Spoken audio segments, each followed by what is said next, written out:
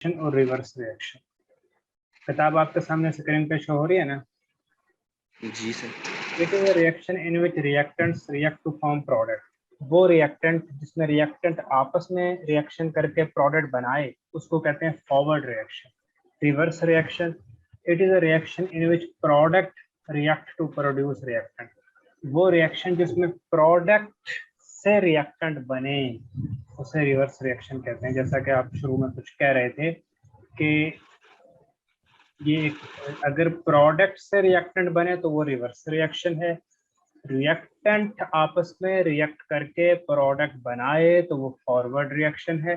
Forward reaction जैसे hydrogen ने जब आयोडीन के साथ रिएक्शन किया तो कौन सा प्रोडक्ट बना? Hydrogen iodide. शाबाश, हाइड्रोजन आयोडाइड। देखो ये लेफ्ट साइड है, ये राइट साइड है। तो हमने देखा कि जो फॉरवर्ड रिएक्शन था वो लेफ्ट से राइट की तरफ गया। फॉरवर्ड रिएक्शन लेफ्ट से राइट की तरफ गया। It takes place from left to right. Forward reaction left से राइट की तरफ गया। It takes place from left to right. जबकि रिवर्स रिएक्शन देखो, रिवर्स रिएक्शन राइट से लेफ्ट की तरफ गया। It takes place from right to left. याद भी नहीं करना पड़ा, याद हो गया। जी।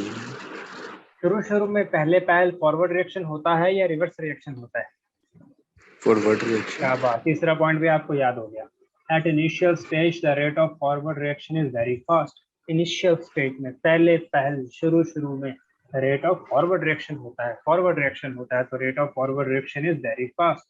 शुरू में क्या रिवर्स रिएक्शन होता है? पहल बिगिनिंग में नहीं, इन द बिगिनिंग, हाँ बाद में होता है। इन the beginning the rate of reverse reaction is negligible. Negligible का मतलब है कि वो इतना अव्वल तो होता नहीं, अगर होता तो इतना कम होता कि हम उसे निगलेक्ट कर देते हैं। In the beginning the rate of reverse reaction is negligible.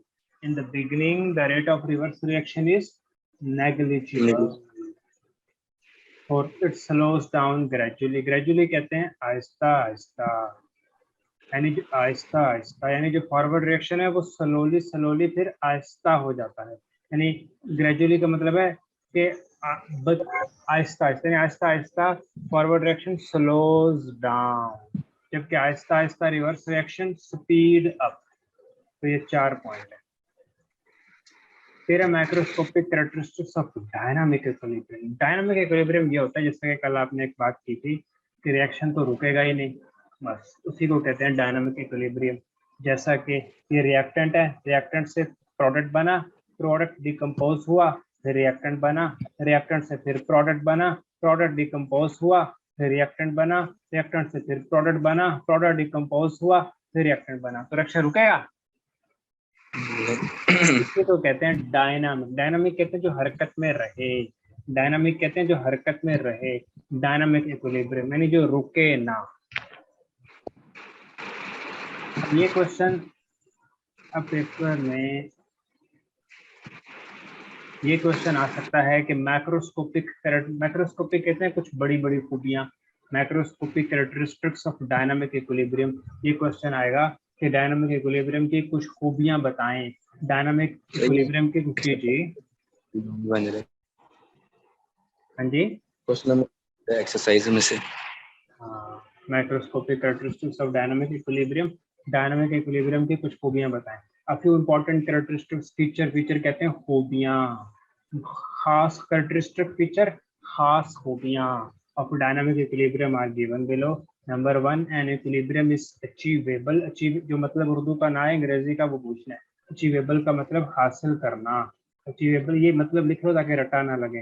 हासिल करना, अचीवेबल का मतलब हासिल करना, अचीवेबल का मतलब हासिल करना। N equilibrium is achievable only in a closed system. ये बड़ी बड़ी खास बात है, क्लोज्ड सिस्टम, क्लोज्ड सिस्टम। कल हमने एक रिएक्शन देखा था, इस लाइन को समझो कि जब कैल्शियम कार्बोनेट को डिकम्पोज करते हैं तो क्या चीज बनती है? क्या चीज है? कैल्शियम कार्बोनेट को डिकम्पोज करते हैं तो क्या चीज बनती है?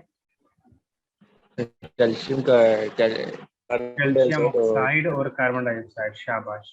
अगर कार्बन डाइऑक्साइड सारी उड़ जाए तो क्या ये रिएक्शन रिवर्सिबल होता है? No sir. नहीं होता। यानी अगर क्लोज्ड सिस्टम ना हो, अगर ओपन सिस्टम हो, एक होता है ओपन सिस्टम, अगर ओपन सिस्टम हो, क्लोज्ड सिस्टम ना हो, तो कार्बन डाइऑक्साइड सारी उड़ जाएगी।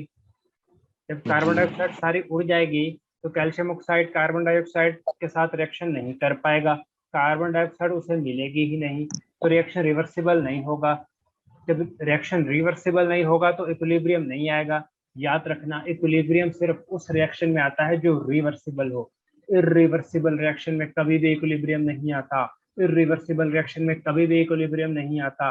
इरिवर्सिबल रिएक्शन में कभी भी इक्विलिब्रियम नहीं आता। इक्विलिब्रियम सिर्फ उसी रिएक्शन के लिए अचीवेबल है जो रिवर्सिबल रिएक्शन हो। और रिवर्सिबल रिएक्शन कहाँ पे हो रहा हो? क्लोज्ड सिस्टम में। अब आप सोचो कि सारी कार्बन डाइऑक्साइड उड़ के बाहर चलेगी तो कैल्शियम ऑक्साइड को कार्बन डाइऑक्साइड रिएक्शन करने के लिए नहीं मिलेगी, रिएक्शन रिवर्स नहीं होगा। रिएक्शन रिवर्स नहीं होगा तो इक्विलिब्रियम नहीं आएगा। तो इक्विलिब्रियम सिर्फ अचीवेबल है उस सिस्टम के लिए जो क्लोज्ड सिस्टम हो।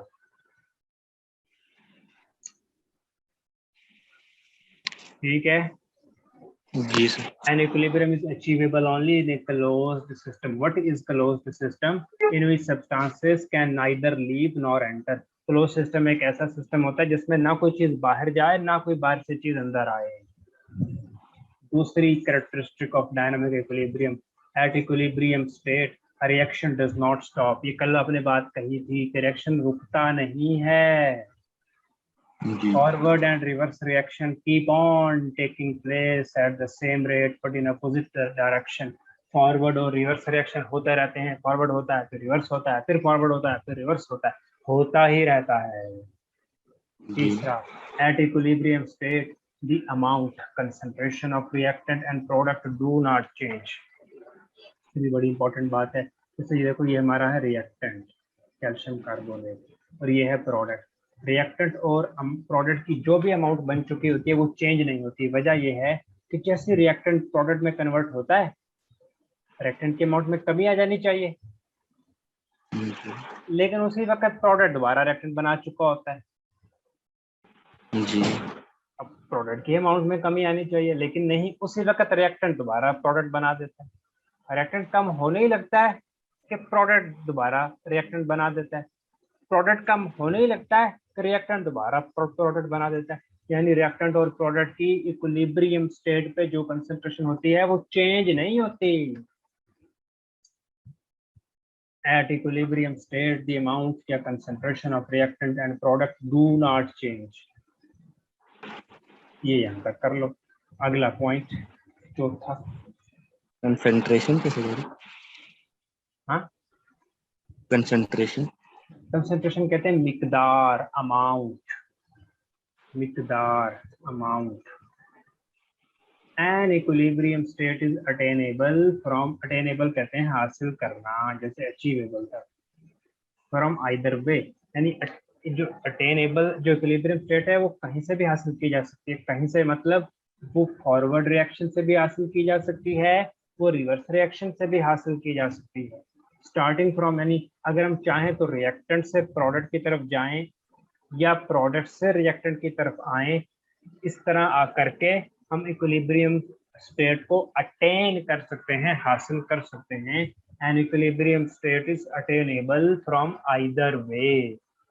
याद करो, शाबाश। An equilibrium state is attainable from इधर भी either way. An equilibrium state is attainable from either way. जी जी। तो ये रिएक्टेंट सिर्फ दो ही होंगे तो प्रोडक्ट बनेगा या दो से ज्यादा भी हो सकते हैं? दो से ज्यादा भी हो सकते हैं। कई, जब आप आगे केमिस्ट्री पढ़ेंगे बहुत बहुत कई केस हो सकते हैं।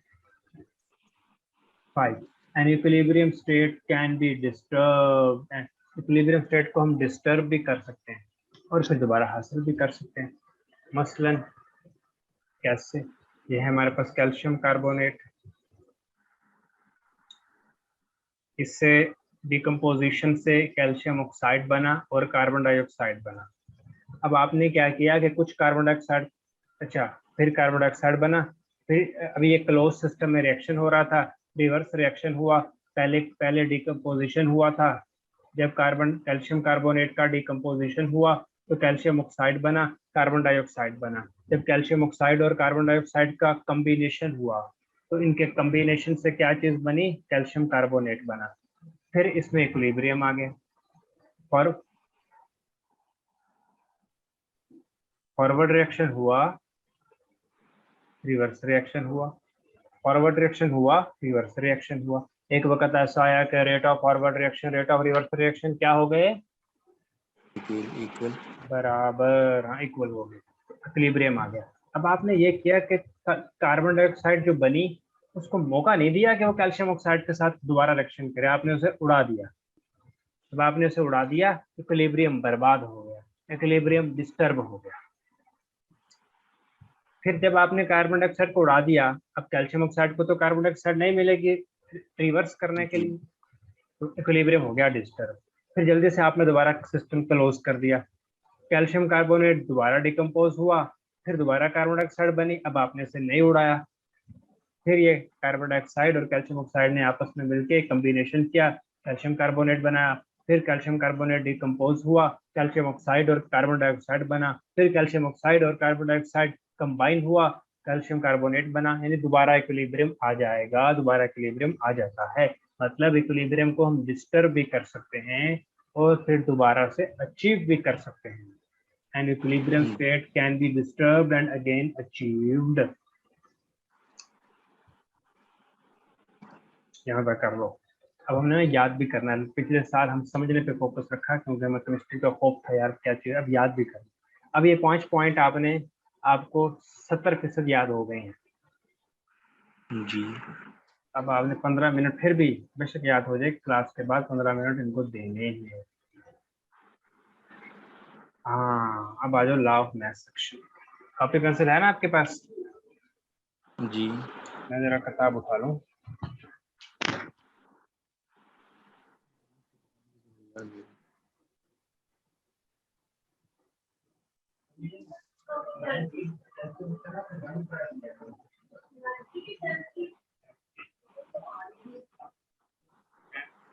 चाहिए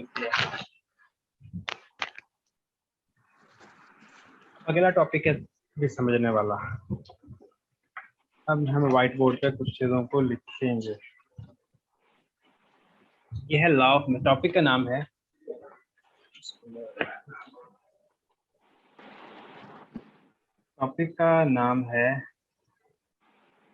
जी law of mass action. Topic का क्या नाम है? Law of mass section.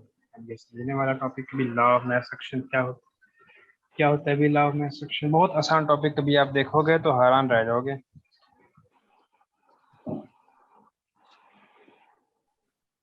अच्छा यहाँ पे ना 2 टर्म हैं।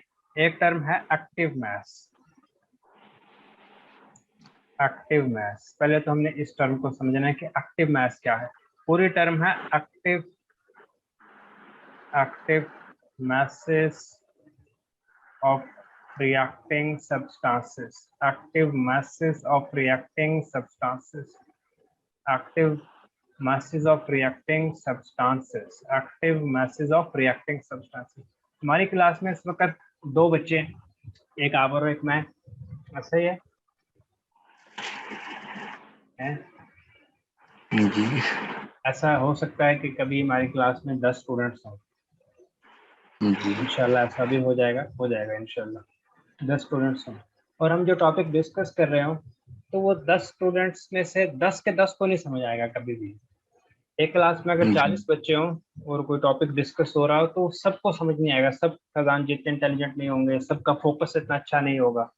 तो हो सकता है वो 10 टॉपिक 10 स्टूडेंट में से 7 या 6 स्टूडेंट्स को समझ आ रहा हो और 3 या 4 स्टूडेंट को वो टॉपिक ना समझ आ रहा हो।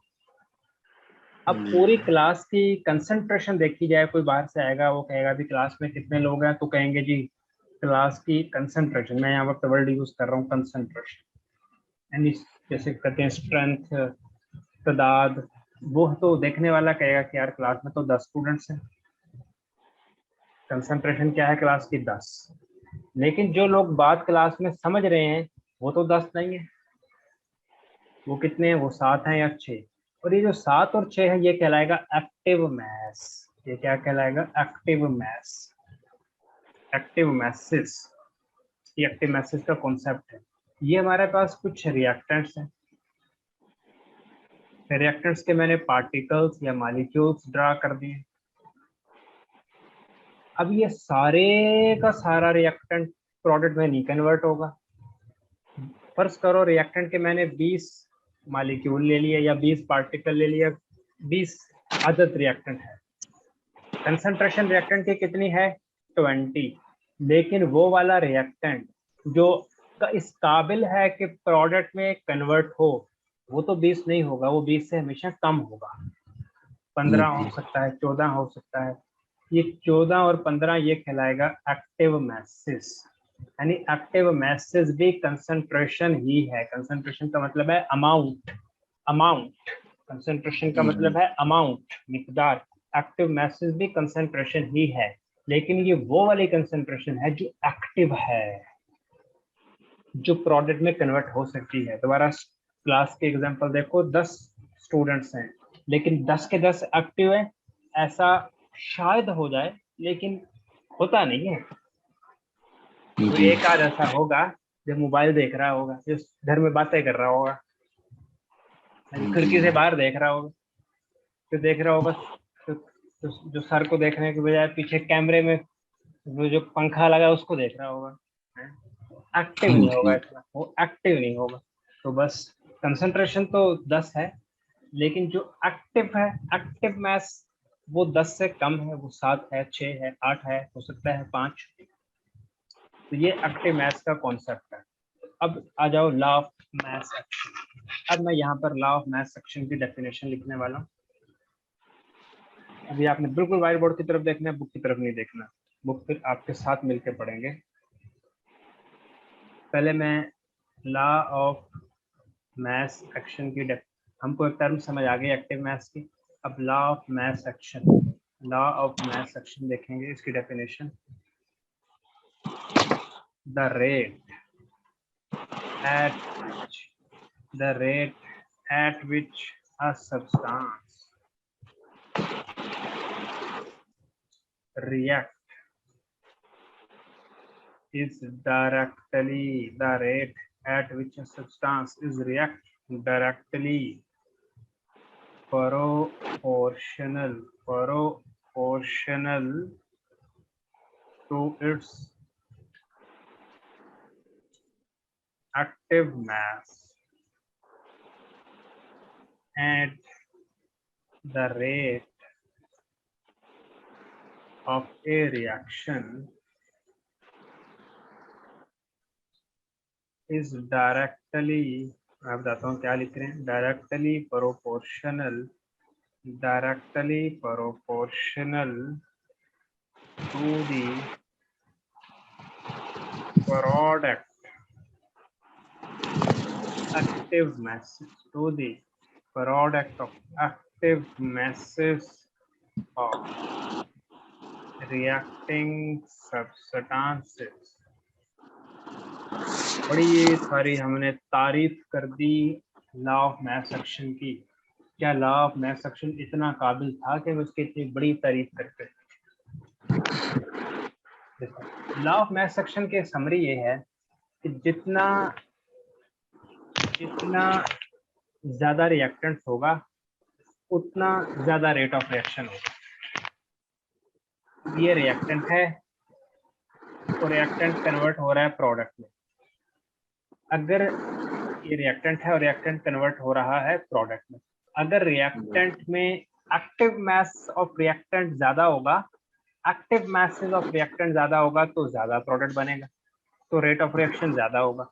अगर रिएक्टेंट्स में एक्टिव मासेस ऑफ रिएक्टेंट ज्यादा होगा तो रेट ऑफ रिएक्शन ज्यादा होगा। अगर एक्टिव मासेस ऑफ रिएक्टेंट कम होगा तो रेट ऑफ रिएक्शन कम होगा। मान लो कि हमारे पास 30 रिएक्टेंट है और इसमें से सिर्फ 4-5 ऐसे रिएक्टेंट हैं जो एक्टिव मासेस ऑफ रिएक्टेंट है, यानी जो एक्टिव हैं, तो रेट ऑफ रिएक्शन कम होगा।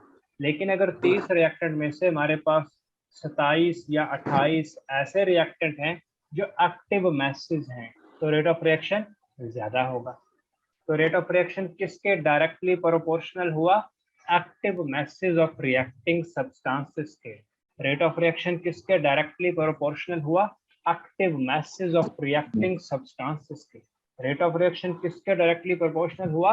Active masses of reacting substances के। अगर active masses of reacting substances ज्यादा होंगे तो रेट ऑफ रिएक्शन ज्यादा होगा। अगर active masses of reacting substances कम होंगे तो रेट ऑफ रिएक्शन कम होगा। ये है लॉ ऑफ मास एक्शन। हाँ, हमको ये बात समझ आ गई कि एक्टिव मैसेज क्या है। फिर क्लास वाली एग्जांपल लो, क्लास वाली एग्जांपल लो कि भाई क्लास में 10 स्टूडेंट्स हैं, लेकिन जिनको बात समझ आ रही है, जो हाजिर हैं, जो एक्टिव हैं, वो 10 नहीं है। 10 के 10 देख रहे होंगे व्हाइट बोर्ड को, लिख भी रहे होंगे, लेकिन 2 घर में पहुंचे होंगे हैं? 2 ये देख रहे होंगे कि सर के कैमरे में से पीछे से कौन गुजर गया। एक्टिव मैसेज वाले कम होंगे। तो जो एक्टिव मैसेज है, रेट ऑफ रिएक्शन, इसी तरह जब रिएक्शन होता है, जो रिएक्टेंट्स है वो बड़े ढेर सारा होता है, लेकिन सारे का सारा प्रोडक्ट में कभी भी कन्वर्ट नहीं होता। और जो प्रोडक्ट में कन्वर्ट हो सकता है उसे कहते हैं active masses of reacting substances. तो रेट ऑफ रिएक्शन किसका डिपेंड करता है? रेट ऑफ रिएक्शन डिपेंड करता होता है active masses of reacting substances के। अगर active masses of reacting substances ज्यादा होगा तो रेट ऑफ रिएक्शन ज्यादा होगा। 9 बज गए कि आपकी लाइट तो नहीं जाने वाली होगी? सर वो रात में 12 बजे 11 बजे जाएगी। हाँ, क्योंकि लाइट वगैरह का थोड़ा होता है। चलो अभी डेफिनेशन पढ़ते हैं। लॉ ऑफ मास एक्शन की डेफिनेशन। द रेट, रेट कहते हैं रफ्तार, रेट क्या कहते हैं? Eight which a substance react is directly proportional होता है कि एक चीज बढ़े तो दूसरी चीज भी बढ़े, यानी एक चीज दूसरी चीज से इस तरह लिंक हो कि एक चीज बढ़े तो दूसरी चीज भी बढ़े, इसे कहते हैं directly proportional. The rate at which a substance react is directly proportional to its active mass, and the rate of reaction is directly proportional to the product. Product का यहाँ पे मतलब है मल्टीप्लाई। प्रोडक्ट का क्या मतलब है यहाँ पर? मल्टीप्लाई। यानी हाइड्रोजन ने आयोडीन के साथ रिएक्शन किया और हाइड्रोजन आयोडाइड बना। तो एक रिएक्टेंट है हाइड्रोजन, दूसरा रिएक्टेंट है आयोडीन, तो ये दोनों आपस में मल्टीप्लाई हो रहे हैं। इनकी कंसंट्रेशन को मल्टीप्लाई करेंगे, उसको बोलेंगे प्रोडक्ट। यानी ये एक तो प्रोडक्ट ये है ना, ये वाला प्रोडक्ट। यहाँ पर 2 चीजें हैं जो कंफ्यूज कर सकती है। एक तो हाइड्रोजन आयोडाइड है जो प्रोडक्ट है, एक हाइड्रोजन और आयोडीन आपस में मल्टीप्लाई होंगे, उसको भी तो प्रोडक्ट कहते हैं। मल्टीप्लाई को भी तो कहते हैं ना प्रोडक्ट, शायद आपने सुना हो। The rate at which a substances react is directly proportional to its active mass, and the rate of reaction is directly proportional to the product of active mass of reacting substances. तो ये इसकी पूरी definition है। अगर आपसे पूरी ना याद हो रही हो तो इतनी भी याद कर सकते हो यहाँ तक। The rate of reaction is directly proportional to the product of active masses of reacting substances. This is called law of mass action. This is called law of mass action. एक बच्चे से हमने सुना कि लॉ ऑफ मास एक्शन क्या है, उसने कहा मुझे भूल गया, सिर्फ आखिरी जुमला याद है। क्या क्या आखिरी जुमला सुना दो। उसने कहा this is called law of mass action. तो आपने यहाँ से याद करना है, the rate of a reaction is directly proportional to the product of active masses of reacting substances. इसे पढ़ो। The rate for reaction is directly proportional to the product of active masses of reacting substances is called mass of reaction. यानी rate of reaction किस चीज पर depend करता है? Rate of reaction depend करता है रिएक्टिव सब्सटेंसेस के active masses पर, जो कि आपस में मल्टीप्लाई हो रहे हैं। Product of active masses of reacting substances, the rate of reaction is directly proportional to the product of active masses of reacting substances. ठीक है, इंशाल्लाह इसकी बाकी चीजें हम यहाँ से कल कंटिन्यू करेंगे। ठीक है, ठीक। बस अब आपने सिर्फ 15 मिनट इस टॉपिक को अपनी बुक से पढ़ना है। ओके, अल्लाह हाफिज।